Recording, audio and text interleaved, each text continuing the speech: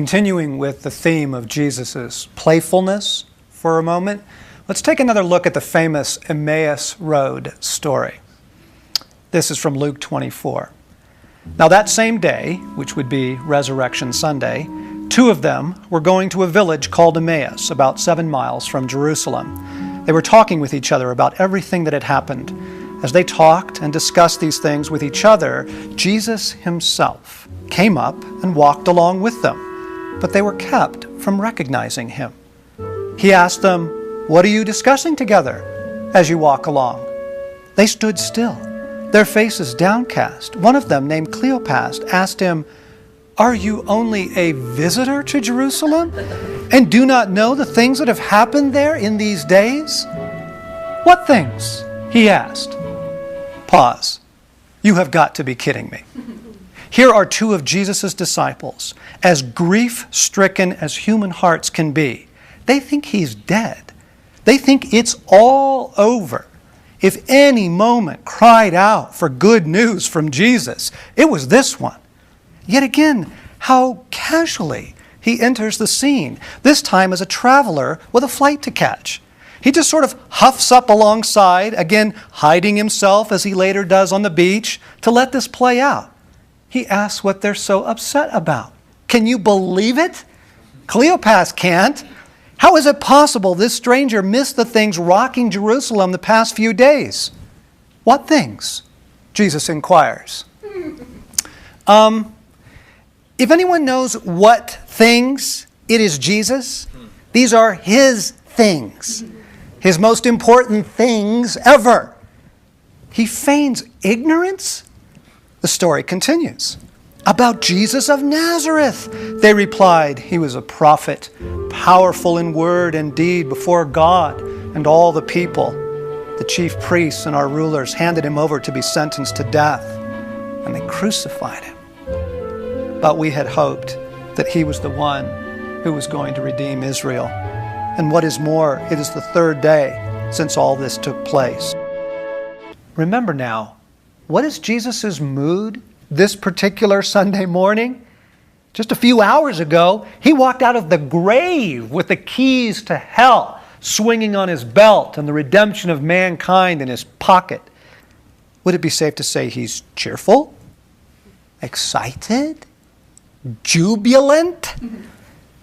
Christ is about as happy as anyone has ever been, okay? But so far, he has only appeared to Mary. Isn't the moment crying out for him to reveal himself to these shell-shocked followers? Look, it's me. I'm alive. Everything is going to be okay. Rejoice. Tell the world. He doesn't. He carries on with the disguise, apparently for some time, holding forth on highlights from the Old Testament as the three of them walk along. Then comes this unbelievable moment. As they approached the village to which they were going, Jesus acted as if he were going farther. But they urged him strongly, "Stay with us, for it is nearly evening. The day is almost over."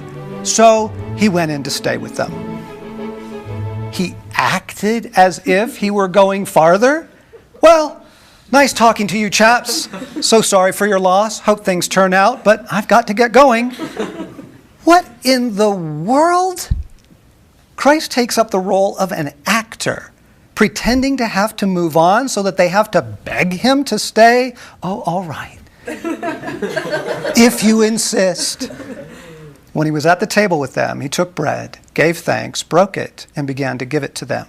Then their eyes were opened, and they recognized him, and he disappeared from their sight. Poof. See ya. What do you make of this story? Jesus' behavior is either A, bizarre, B, meant to drive home some obscure spiritual lesson, which, taking in the timing, the first thing he does after resurrecting, and his play acting is even more bizarre, or C, it's playful. Given that this is the God of a playful creation on his resurrection morn, he who has been so playful with his followers in their years together, whom we see playing the inside joke on his closest followers a week from now, I'm putting my money on playful. Here's another wonderful moment when Jesus' tone of voice means everything. The next day, Jesus decided to leave for Galilee. Finding Philip, he said to him, "Follow me." Philip, like Andrew and Peter, was from the town of Bethsaida. Philip found Nathanael and told him, "We have found the one Moses wrote about in the law, about whom the prophets also wrote, Jesus of Nazareth, the son of Joseph." "Nazareth? Can anything good come from there?" Nathanael asked. "Come and see," said Philip. When Jesus saw Nathanael approaching, he said of him, "Here is a true Israelite, in whom there is nothing false." "How do you know me?" Nathanael asked. Jesus said, "I saw you while you were still under the fig tree, before Philip called you." "Rabbi, you are the Son of God. You are the King of Israel." Jesus said, "You believe because I told you I saw you under the fig tree? You shall see greater things than that." These guys are meeting Jesus for the first time. Now keep in mind now that Jesus knows what is about to unfold, all that these lads will be swept up into, feeding the 5,000, commanding the storm to cease, raising Lazarus from the dead. Nathanael says, "How in the world do you even know me? We've never seen each other before." Jesus says casually, "Oh, I saw you under the fig tree before Philip came to get you." Nathanael hits his knees. "You are the Son of God, the King of Israel." Jesus' response is priceless. "You believe because I told you I saw you under the fig tree?" There has to be a couple of raised eyebrows and a suppressed smile on his face. "Wow, you're easily impressed." And then, knowing what Nathanael is about to behold, he has to chuckle just a bit when he says, "Oh, you'll see greater things than that." I'm remembering a story from last summer. My sons and I were on the first leg of a 5-day backpacking trip into a wilderness area we'd never visited before. We'd only been on the trail for about 45 minutes or so, but already I'm bringing up the rear. I'm the old goat now. I'm looking around, taking in the sights, when I notice moose sign on the trail. Tracks, droppings, not fresh, but still, it didn't even cross my mind we were going to be in moose country. I love moose. Seeing one is a celebration for me. With a hesitant hopefulness, I prayed, "Wow, Jesus, it would be awesome if we could see a moose." Once during this trip, I'm thinking several days from now, once we're into the backcountry and maybe only from a mile away, Jesus' immediate reply was deadpan. "You will. Count 1,001, 1,002, 1,000, bam, there is a moose standing in the meadow." His comic timing could not have been more exquisite. How have we missed this? Ask yourself, is this the Jesus of my friends?